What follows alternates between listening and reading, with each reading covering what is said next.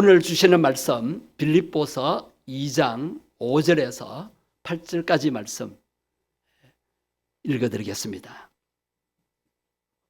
너희 안에 이 마음을 품어라. 곧 그리스도 예수의 마음이니 그는 근본 하나님의 본체시나 하나님과 동등됨을 취할 것으로 여기지 아니하시고 오히려 자기를 비워 종의 행체를 가지사 사람들과 같이 되셨고 사람의 모양으로 나타나사 자기를 낮추시고 죽기까지 복종하셨으니 곧 십자가에 죽으심이라.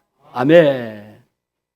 성탄절은 하나님이 사람으로 오신 날을 축하하는 날입니다. 이것을 신학적으로는 성육신이라고 하고 영어로는 인카네이션이라고 합니다. 하나님의 현현. 눈에 보이지 않는 영으로 역사하시는 하나님이 보이는 하나님으로 오신 분이 바로 예수님이십니다. 이 성육신은 기독교 신앙의 핵심 교리 중에 하나이고 또 하나님이 인간의 모습으로 오신 사건인데 이 사건은 신비 중에 신비입니다. 이 사건은 단순한 역사적인 사건만이 아니라 신학적으로도 매우 중요한 의미를 가집니다. 요한복음 1장 14절 말씀을 우리 다 같이 읽겠습니다. 말씀이 육신이 되어 우리 가운데 거하시매 우리가 그의 영광을 보니 아버지의 독생자의 영광이요 은혜와 진리가 충만하더라. 이 성육신 사건은 기적 중의 기적이요 신비 중의 신비입니다. 여러분 이해가 되십니까? 온 천지를 창조하시고 온 우주를 주관하시는 하나님이 사람으로 오셨다. 여러분 이것이 이해됩니까? 이 성육신 사건뿐만 아니라 이해 안 되는 내용들이 성경에 많이 있습니다. 자, 삼일체 하나님이 여러분 이해가 되십니까? 하나님은 한 분이시래요. 그런데 왜 성부 하나님, 성자 예수님, 성령 하나님이 같은 분이라고? 아니 세 분 같은데 한 분이시래요. 이것도 이해가 안 됩니다. 그리고 예수님이 동정녀의 몸을 입고 태어나셨습니다. 부모들의 약속에 의해서 어릴 때에 약혼을 했지만 자라면서 그 남자를 본 적도 없고 손도 한 번 안 잡았습니다. 그런데 처녀가 아기를 가졌어요. 여러분 이것이 이해가 됩니까? 이해가 안 됩니다. 이해가 안 되면 믿을 수가 없습니다. 그런데 이 성경의 이야기들은 사람의 말로 다 설명해서 이해시킬 수가 없는 것입니다. 그래서 이해해서 믿는 게 아니고 하나님의 말씀이기 때문에 우리는 믿음으로 받아들여야 되는 것입니다. 성경 말씀은 이해되는 것이 아니고 성령의 감동으로 믿어야 하는 것입니다. 그런데 사이비 종파에서는 모든 의문을 풀어준다고 비유를 들어 설명을 하거나 또 왜곡시키시면서까지 그럴듯하게 설명하여 이해시키려고 애를 씁니다. 그래서 교회를 오래 다니다가 시험을 들어가지고 이단 사이비에 빠지는 사람이 있어요. 그곳에 갔다 와서 하는 말이 그곳에서는 지금까지 교회에서 듣지도 보지도 못한 말씀을 들었다라고 막 자랑해요. 여러분 그것이 맞는 게 아니에요. 자, 이 신비 중의 신비인 이 기적적인 사건을 제가 한번 이해시키기 위해서 예를 드는 이야기들이 있습니다. 그래서 잠깐 소개해 볼게요. 맞는가 보세요. 자, 하나님이 사람으로 오셨다. 이 이야기를 이해시키기 위해서 이렇게 이야기를 합니다. 어떤 농부가 길을 가는데 개미 떼들이 막 모여서 열심히 짐을 옮기고 있었어요. 자, 개미는 부지런의 상징입니다. 열심히 먹을 것을 막 옮기고 있는데 저 멀리서 트랙터가 오는 거예요. 그걸 모릅니다. 개미들은 오면은 빨리 도망가야 되는데 소리가 들리는데도 도망가지 않고 자기 일만 열심히 합니다.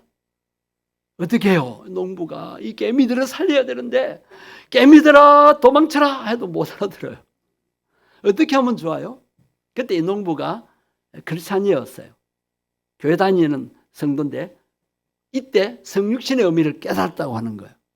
아, 만약 내가 저 개미가 되어서 개미 세계 속에 들어가서 내가 개미 말로 지금 드랙터가 온다, 빨리 우리 도망가자, 그렇게 하면 살 수 있잖아요. 그래서 하나님이 이 죄인들을 심판해서 구원하시기 위해서 사람의 몸을 입고 오셨다, 이렇게 설명하기도 하는데, 여러분 학생들은 조금 이해가 될 수 있습니다. 근데 이것도 완전한 설명이 결코 아닙니다. 하나님이 만약에 하나님이라면 드랙터 못 오게 하시면 되잖아요. 그 다음에 삼일체를 설명할 때 한 분 하나님이신데 세 분으로 역사하신다. 태양이 있습니다. 태양 본체가 있는데 태양에서 빛이 발해집니다. 또 열이 납니다. 그처럼 하나님께서 그렇게 역사하신다 설명하기도 하고, 또 물이 있습니다. 물이 얼면은 얼음이 되고 고체가 되고, 액체인 물이 증발하면 기체, 수증기가 되어서 날아간다. 하나님을 그렇게 설명하기도 하는데, 여러분 그렇게 설명하면 잘못된 겁니다. 이해를 돕기 위해서 인간적인 표현으로 설명하지만 그것이 하나님을 설명할 수 없는 것입니다. 그렇기 때문에 하나님이 양태로인이 됩니다. 하나님이 하나님 되셨다가 예수님 되셨다가 성령 되셨다가 그런 분이 아닙니다. 하나님이 뭐 변장하시는 것도 아니십니다. 도무지 이해가 안 됩니다. 그 다음에 동정녀가, 처녀가 아이를 낳았다. 이거는 생리학적으로 도무지 설명할 수 없고 이해시킬 수 없는 겁니다. 온누리 교회 담임하셨던 하용조 목사님이 젊었을 때 연예인 교회를 개척했었습니다. 그때 구봉서 장로님이 집사로 있을 때인데, 하루는 제자 훈련을 하는데 성경 말씀을 이제 살피는데, 이 본문을 살펴서 오늘 본문을 처녀가 잉태해 아들을 낳으리라, 이 본문을 이제 살피는데, 성령으로 잉태되어서 처녀가, 동정녀가, 마리아가 아기를 잉태해서 예수님을 탄생시켰다. 그러니까 같이 공부하던 한 청년이 도무지 이해가 안 되는 거예요. 그래서 반문을 합니다. 아니 전도사님, 어떻게 처녀가 아기를 낳아요? 그래, 나도 모르는데 성경 말씀에 성령으로 잉태됐다 안 가나? 그런데도 처녀가 어떻게 아이를 낳아요? 나 이거 못 믿겠어요 하면서 진도가 나가질 않습니다. 그럴 때 구봉서 집사가 가만히 듣고 있다가 한마디 했어요. 야 임마, 지 서방이 믿는다는데 네가 왜 야단이냐? 그래서 넘어갔답니다. 성경 말씀은 성령의 감동으로 기록된 말씀이에요. 그래서 성령의 감동으로 믿어져야 합니다. 예. 여러분, 우리는 안 보아도 이해가 안 돼도 말씀이기 때문에 믿음으로 받아들이는 것입니다. 그래서 성경 말씀 읽고 수십 년 신앙생활인데 모르는 것이 많아요. 천국 가서 알게 되고 지나고 나면 알게 되는 거예요. 이거 궁금 때문에 이단 사이비에 가서 잘못된 계시록을 공부해서 내가 계시록 다 안다, 계시록 통달했다, 그거 아는 게 아니에요. 어떻게 다 알아요? 하나님의 세계를 어떻게 다 압니까? 우리는 믿음으로 나아가야 합니다. 왜 하나님이 사람으로 오셨을까요? 이 성육신한 이 사건이 우리에게 실제로 적용이 돼야 됩니다. 하나님이 예수님으로 오셨는데 우리와 아무 관계없다? 아니에요. 엄청난 관계가 있습니다. 그걸 안 믿으면 우리 인생이 설명이 안 됩니다. 자, 성육신 사건은 최고로 낮아지신 사건입니다. 하나님이 하늘 보좌 영광 버리시고 낙고처럼 이 땅에 오신 겸손의 모습을 우리에게 보여줍니다. 그분이 오늘 본문 6절, 7절을 통해서 그분이 어떻게 오셨는가를 구체적으로 살펴보겠습니다. 6절부터 함께 보시겠습니다. 그는 근본 하나님의 본체시나 하나님과 동등됨을 취할 것으로 여기지 아니하시고. 여기서 그는 예수 그리스도입니다. 예수님은 근본 하나님과 어떤 분이다? 같은 분이에요. 그러니까 7절 보십시오. 오히려 자기를 비워 종의 형체를 가지사 사람들과 같이 되셨고. 자, 본래 하나님이신데 사람들과 같이 하시기 위해서 사람의 몸을 입고 오셨어요. 그래서 예수님은 하나님이시면서 인간이라고 표현을 합니다. 이해가 안 됩니다. 그런데 성경에 그렇게 되어 있어요. 믿으셔야 돼요. 왜 오셨어요? 우리 사람들과 함께 하시면서 사람이 당하는 고난, 고통, 자, 아기로 오신 예수님, 왜 아기로 오셨을까? 어른으로 안 오시고 어릴 때부터, 아니 모태에서부터 아기가 고통당할 수 있어요. 그 다음에 죽기까지 이 세상 살면서 당하는 고통, 슬픔, 아픔, 괴로운 문제를 다 담당하시기 위해서, 또 죽음까지도 친히 담당하시기 위해서 예수님이 오셨습니다. 그래서 오신 예수님, 성령님으로 우리와 세상 끝날까지 함께 하신다고 지난 주일 말씀을 나누었습니다. 자, 예수님은 하나님이신데 높고 높은 하늘 보좌 영광을 버리시고 수치로 자신을 낮추셨어요. 어떻게 보면 하나님 입장에서는 부끄러운 일입니다. 수치입니다. 그분은 부유하신 분으로 우리를 위해서 가난해지셨고, 그분은 신이신데, 하나님이신데 사람의 사정을 알고 고통을 체험하시기 위해서 인간의 육신의 연약한 모습으로 오신 것입니다. 그분의 겸손을 보여주는 것입니다. 하나님이 인간을 구원하시고 인간을 행복하게 하기 위해서 최고 낮은 자리에 오셨습니다. 그런데 반대로 사탄 마귀는 지나치게 높아지기를 원하는 교만한 자입니다. 하늘 아래에서도 하나님보다 높아지려고 하늘 아래에서 반란을 일으켜서 하나님을 대적하다가 천사 3분의 1과 함께 타락해서 이 땅으로 쫓겨났습니다. 그래서 공중의 권세를 잡고 인간 사이에 침투해 들어와서 하나님을 경배하지 못하도록 방해하고 자신을 경배하도록, 그렇게 하는 것이 사탄의 계획이고 목적입니다.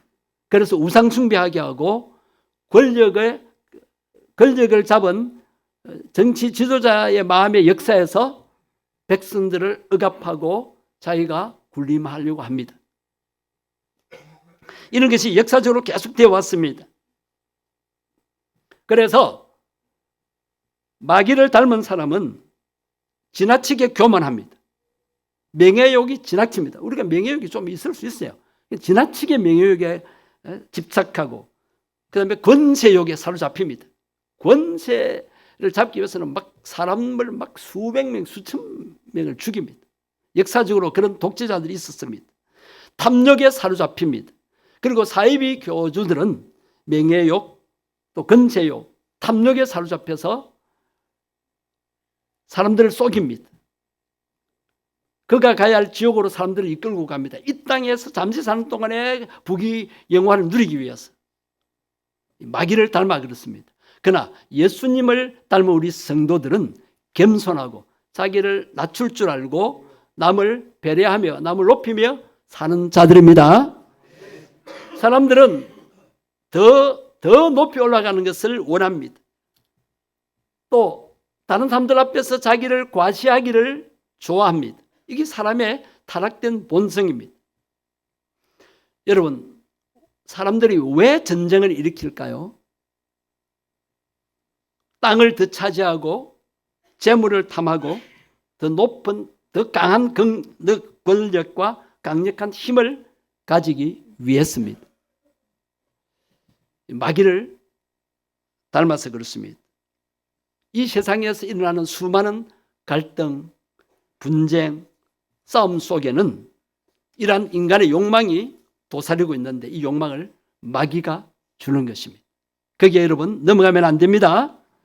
그런데 하나님께서 이것을 뒤집어 놓으셨습니다. 예수님이 오셔서 마귀와 반대로 이것을 뒤집어 놓으셨습니다. 예수님은 높은 곳에서 낮은 곳으로 내려오셨습니다.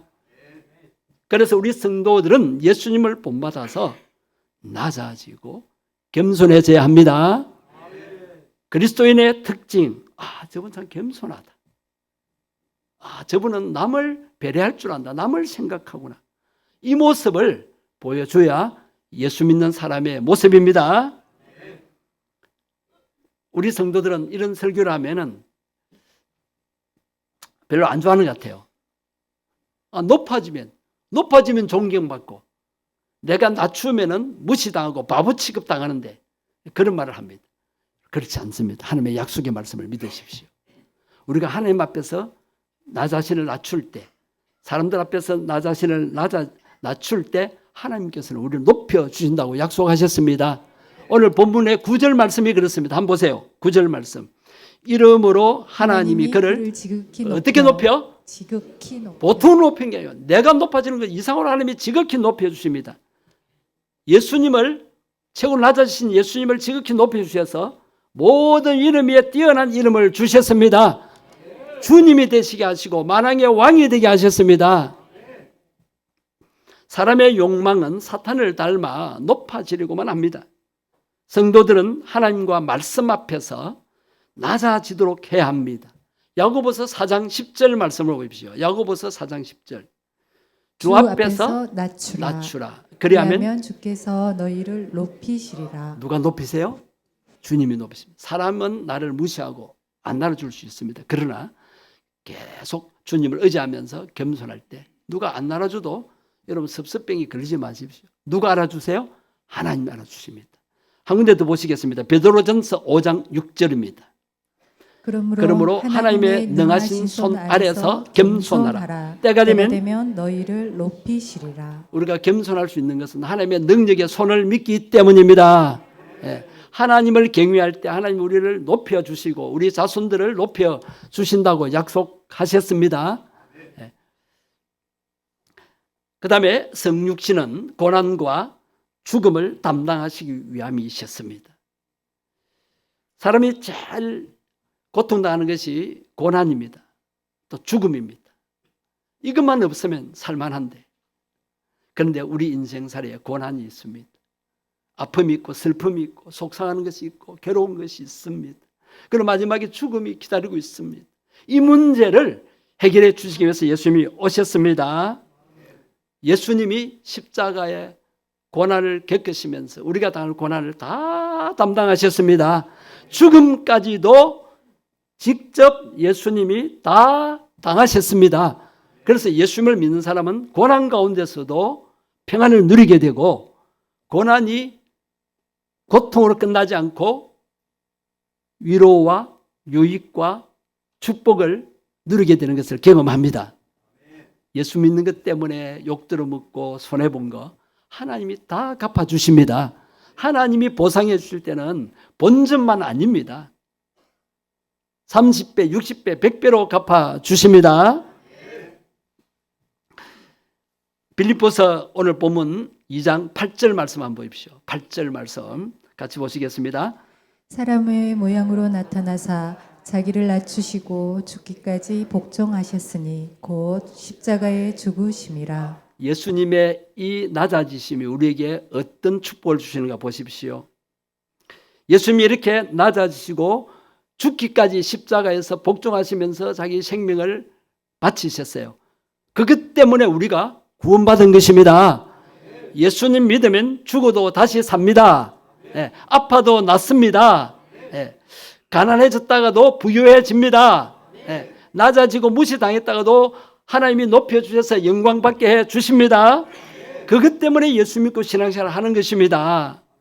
세상 사람들에게 칭송받고 높임받는 것은 얼마 안 가서 추락합니다. 추락하는 것은 날개가 없습니다. 그 다음에 예수님은 생명을 주러 오셨습니다. 생명. 보세요. 요한복음 1장 4절 말씀을 한번 보세요. 그 안에 뭐가 있었니? 생명이 있었으니 이 생명은 사람들의 빛이다. 빛은 생명을 살립니다.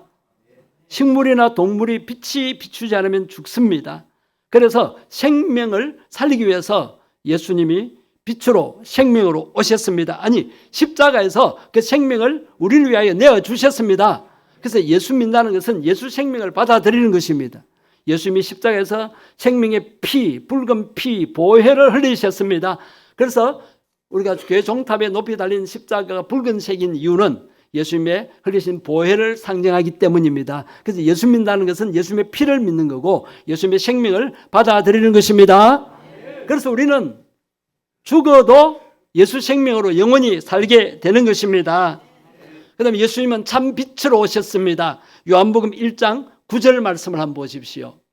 요한복음 1장 9절에 보면 참 빛, 곧 세상에 와서 각 사람에게 비추는 빛이 있습니다. 여러분 한 분 한 분의 마음에 비춰주는 빛으로 예수님이 오셨습니다. 전기불 정도가 아닙니다. 태양빛 정도가 아닙니다. 생명의 빛입니다. 영생의 빛입니다. 참 빛을 여러분들에게 비춰주셔서 여러분 마음을 밝게 해 주십니다. 오늘 마음이 어두우신 분 계세요? 속상하신 분 계십니까? 장래가 어두운 분 계십니까? 예수님의 빛을 받아들이면 마음이 환하게 밝아지고 여러분 장래도 환하게 열리게 될 줄 믿으시기 바랍니다. 어둠의 세력은 생명의 빛 대신 예수님을 못 박아 죽게 했지만 예수님은 사망 권세를 깨뜨리시고 다시 살아나셨습니다. 부활하셨습니다. 그래서 예수님이 부활하시기 때문에 우리 예수 믿는 사람들도 죽어도 다시 부활해서 천국 가서 영원히 영생을 누리게 되는 것입니다. 죽으셨다가 부활하신 예수님 하늘나라로 성천에 가셨습니다. 그러나 지금도 예수 그리스도의 빛은 성령님의 역사로 성도들을 통하여 오늘날도 세상을 비추고 있습니다. 예수님께서 나는 세상의 빛이다 그러시면서 예수님을 따르는 제자들에게 너희도 세상의 빛이다 그러셨어요. 그래서 우리가 예수님을 모시고 살잖아요. 예수님이 내 마음속에 성령님으로 들어오셨잖아요.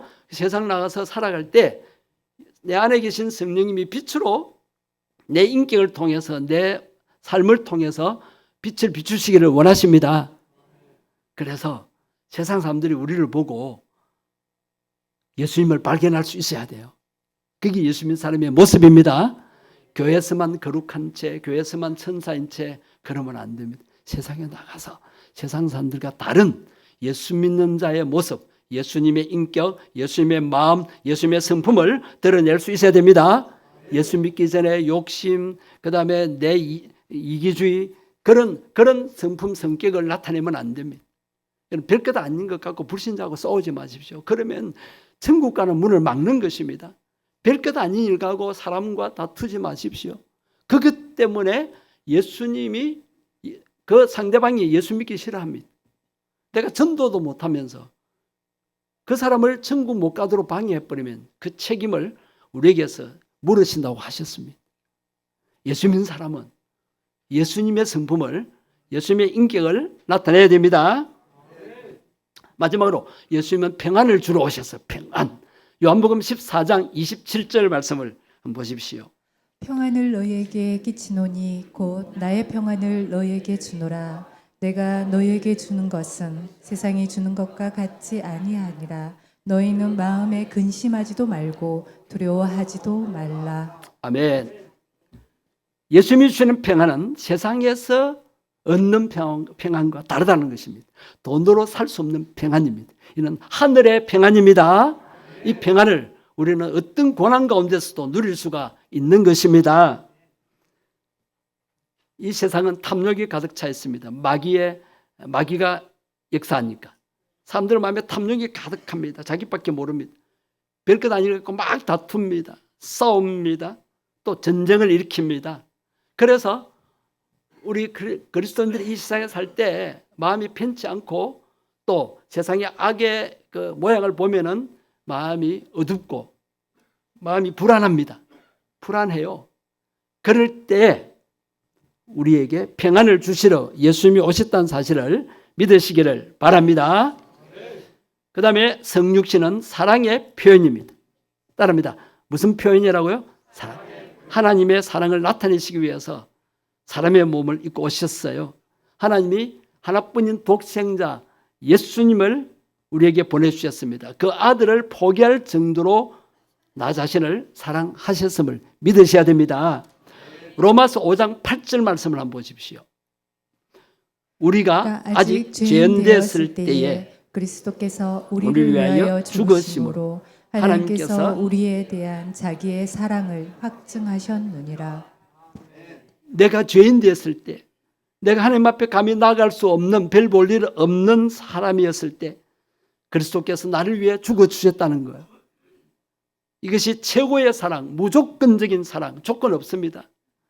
그냥 하나님이 사랑하셨고 또 하나님 말씀에 순종해서 죽기까지 자신을 희생하시면서 우리를 사랑하셨습니다. 이것이 바로 아가페의 사랑인 것입니다. 하나님이 인간이 되신 것은 하나님의 사랑의 표현입니다. 사랑 때문에 인간의 모습을 입고 오셨습니다. 거룩한 분이 죄인의 모습으로 오셨습니다. 하늘의 영광스러운 분이 이 낮고 천한 인간의 모습으로 오셨습니다. 지극히 높으신 분이 자신을 최고로 낮추시기 위해서 오셨습니다. 그래서 우리의 연약함을 담당하시고 내가 당할 고통, 가난, 또 질병을 다 담당하러 오셨습니다. 예수님께서 3년 동안 공생의 일을 하시면서 제일 먼저 하신 사역이 아픈 사람을 만나서 만져주시면서 치유해 주신 거예요. 제자들에게도 복음만 전하지 말고 병자들에게 안수하여 병을 낫게 하라 하셨고, 귀신에게 시달린 자들에게 귀신을 쫓아내어서 평안을 누리고 건강한 몸으로 살도록 하셨습니다. 왜 이렇게 하셨을까요? 우리 육체가 귀중하다는 거예요. 자, 예수님이 우리를 구원하러 오셨는데 내가 예수님 믿고 구원 받았잖아요. 그죠?